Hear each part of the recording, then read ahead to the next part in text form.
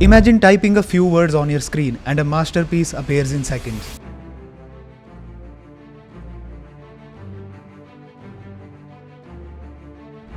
एक ऐसा आर्टवर्क जो तुम्हारे फेवरेट आर्टिस्ट ने बनाया हो, जो कि नॉर्मली 2 घंटे 3 घंटे या एक दिन लग जाता हो बनाने में, वो आज सिर्फ कुछ सेकंड्स में आ जाता है. It almost sounds like a dream, right? But what if I tell you it's not a dream, it's a reality.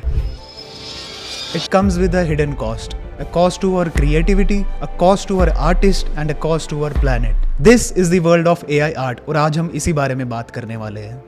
Is it good? Is it bad? ये आया कहाँ से, ये शुरू कहाँ से हुआ, ये AI art बनता कैसे है, या AI art भी है कि नहीं? We are gonna talk about all of these things and इस वीडियो के एंड तक तुम्हें एक क्लियर विजन मिल जाएगा AI art के बारे में. And with the recent ChatGPT Ghibli trend going around, this is the perfect time to talk about it. So AI art exactly है क्या? Well, it's an art made by AI. I mean, obvious, but to put it simply, एक AI model को 100,000 millions of images के ऊपर train किया जाता है और वो सारी इमेजेस को एनालाइज करके एक आउटपुट देता है. Let's say you type something like a forest in the style of studio Ghibli, तो वो AI स्टूडियो गिबली के सारे आर्टवर्क को एनालाइज करके विद इन सेकेंड्स तुम्हें एक आउटपुट प्रोवाइड कर देगा.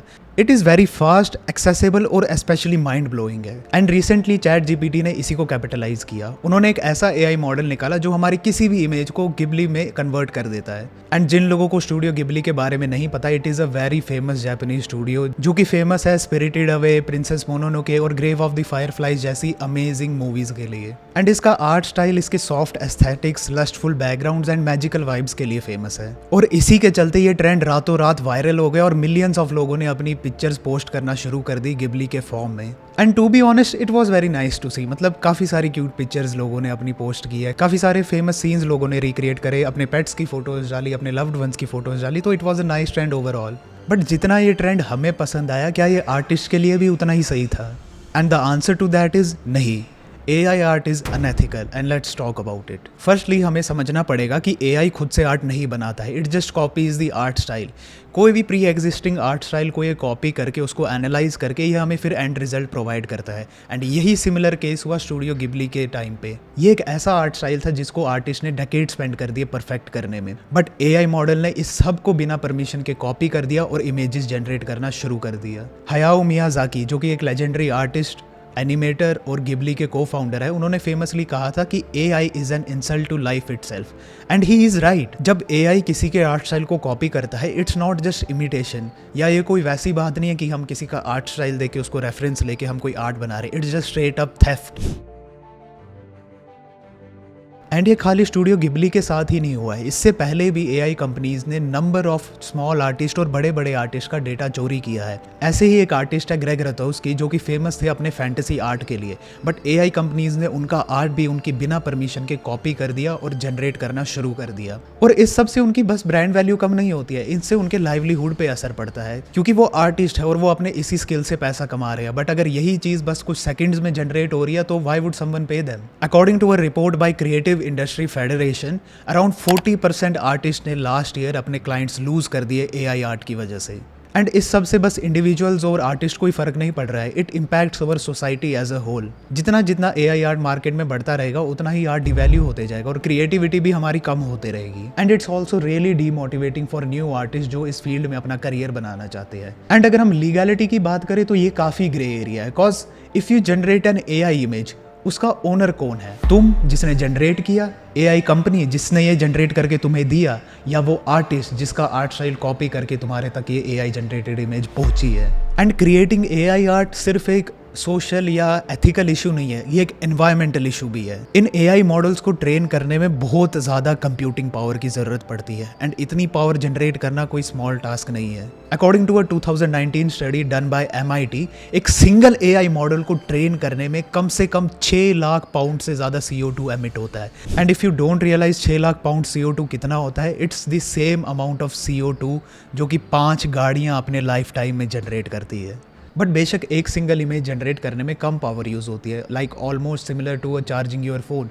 बट ये जिस स्केल पे हो रहा है दैट्स द प्रॉब्लम, क्योंकि एक इंसान सिर्फ एक दिन में एक इमेज जनरेट नहीं कर रहा है, और जब इतने सारे लोग इतनी सारी इमेजेस जनरेट कर रहे हैं, इससे हमारा कार्बन फुटप्रिंट जल्दी से जल्दी पाइल अप होना शुरू हो जाता है। And almost all of this data centers are powered by fossil fuels, जो कि मेन कल्प्रिट है इस सब सीन का। During the past few years Google और अमेजॉन ने खुद एडमिट किया था कि उनके ग्रोइंग CO2 एमिशंस का मेन कल्प्रिट AI ही है। So every Ghibli selfie you make, it's a stab at the planet. But now let's talk about some benefits of AI image generation, cause हर चीज़ के बस नुकसान ही नहीं होते, हो सकता है उसके कुछ फायदे भी हो। The first benefit of AI is कि ये क्रिएटिविटी सबके हाथ में दे देता है। Anyone can use it to make anything, और इसमें तुम्हें कोई स्किल की रिक्वायरमेंट नहीं है। इसको टीचर्स यूज़ कर सकते हैं अपना लेसन बेटर वे में बताने के लिए, स्मॉल बिजनेसेस यूज़ कर सकते हैं अपना एड्स बनाने के लिए, और कहीं ना कहीं आर्टिस्ट भी इसे यूज़ कर सकते हैं अपने न्यू आइडियाज़ और न्यू आर्ट स्टाइल्स को ट्राई करने के लिए। But in my opinion it's more harmful than it's good. AI कोई आर्ट क्रिएशन नहीं है, it's an copy machine with no soul. ये एक चुराए हुए काम पे बनी हुई चीज़ है, क्योंकि आर्टिस्ट का इसमें कोई ओपिनियन या परमिशन भी नहीं ली जाती, और उन्हें बदले में एक पैसा भी नहीं मिलता है। ये आर्टिस्ट की जॉब्स को थ्रेटन करता है, ह्यूमन क्रिएटिविटी को डिवैल्यू करता है, और कहीं ना कहीं हमारे प्लैनेट को भी हार्म कर रहा है। So it's a bad thing overall. Plus, it's a big weapon that can be used for misinformation and deepfakes. But obviously, I'm not here to just talk about the issue again. I'm here to provide possible solution to this problem. AI companies को artist को पे करना चाहिए। जब AI company किसी एक artist का data copy करती है, तो उन्हें उनके साथ एक एग्रीमेंट करना चाहिए, या तो उन्हें पे चेक्स प्रोवाइड करो, रॉयल्टीज दे दो, या फिर उनसे एक लाइसेंसिंग डील कर दो, ताकि उनके हार्डवर्क का उन्हें पैसा मिले।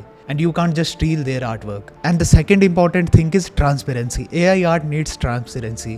अगर तुम कोई भी AI art जनरेट कर रहे हो, या कोई भी AI art जनरेटेड आर्ट कहीं यूज़ हो रहा है, किसी सोशल मीडिया प्लेटफॉर्म पे कोई डाल रहा है, it needs to be labelled properly. People should know कि ये AI आर्ट AI जनरेटेड है या किसी ह्यूमन ने बनाया है, क्योंकि with time it's getting even harder to distinguish between the real art and AI art. And the third thing is AI को बस एक टूल की तरह यूज़ करो, it's not a replacement for a human. तुम एक आर्टिस्ट को इस सोललेस मशीन से रिप्लेस नहीं कर सकते।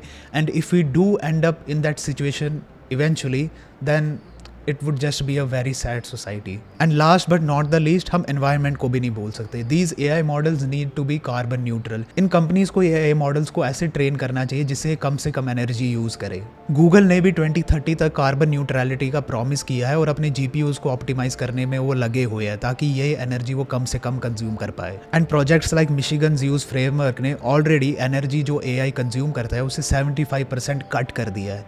तो कहीं ना कहीं ये हमें दिखाता है इट इज़ डूएबल, कंपनीज ये कर सकती है, and they should do it. So in the end AI art is a double edged sword. हम चाहे ना चाहे AI art will get popular with time, but हमें भूलना नहीं चाहिए what makes art an art. It is the human soul and creativity behind it. So what do you guys think कि AI art एक नया रेवोल्यूशन है, या बस एक और प्रॉब्लम जो हमारी सोसाइटी में आने वाली है? Let me know your thoughts down below. Thanks for watching.